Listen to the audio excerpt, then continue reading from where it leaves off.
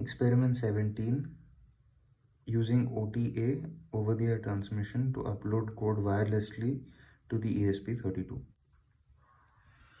The code I have used is as follows: OTA ASP, which is also available as an example file in the Arduino IDE. I have given my local network username and password and connected, and this creates a web server with a login form where there is a username as well as a password. I've hidden the username and I've hidden the password. Then it creates a server using Google APIs and jQuery, and checks whether the entered password is correct or not. If it is so, then this code is for connecting to the local Wi-Fi network, and once it's connected, it shows connected and shows the IP address in the serial monitor, which I will be showing in a second. Then if this uses MDNS for host resolution, and if there is an error, it sets up the error. MDNS.begin is a function which is provided in the ESP MDNS header file. Then MDNS responder started, and post request has been given, and you're uploading. This is the code which is used to upload the file to the ESP32. And server.handle client is another function present in the header file shown above, Wi-Fi client.h. So yeah, this is the code. I have already uploaded this to the ESP32, and as you can see, it's not connected to my laptop. I've connected it to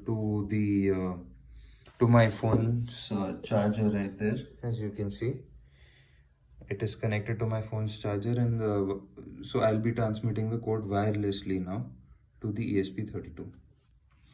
The code I shall be transmitting is this OTA touch. Now it's the same code as before.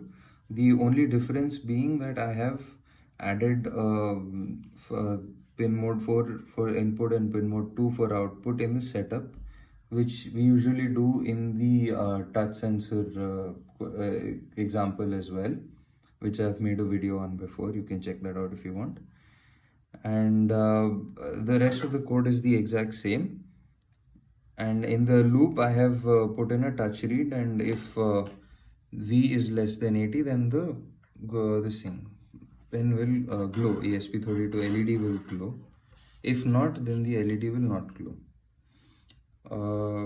So you have to export this file as a encoded binary file. In order to do that, you can find it in Sketch export compiled binary. I've already done this and stored it in a folder.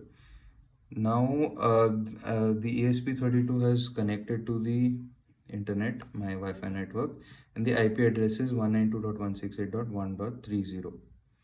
Once I do that, it opens up this login page where I will now enter the username and password.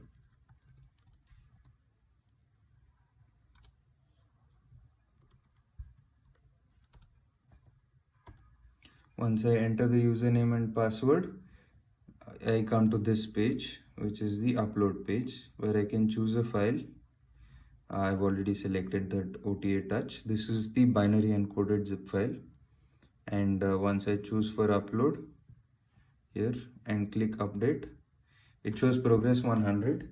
And now the ESP32 will be updating the code in its internals. As you can see, that still does not respond to any touch. It takes a few seconds for it to get updated.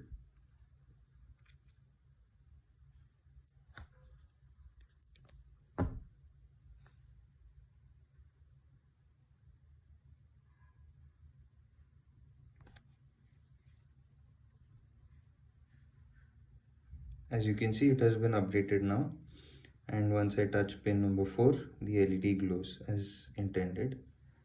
So this was OTA transmission. I have wirelessly transmitted code without need for connecting it to my laptop every time. This has multiple use cases. For example, I can put this ESP32 in some corner of my house, connect it to a motor, and I can wirelessly open my door or switch on the Bluetooth, or there are a number of applications. I can do each and everything I've done in the previous few videos through this same method. Just I'll have to include those whatever is in setup in this file that I've shown, which I will show again.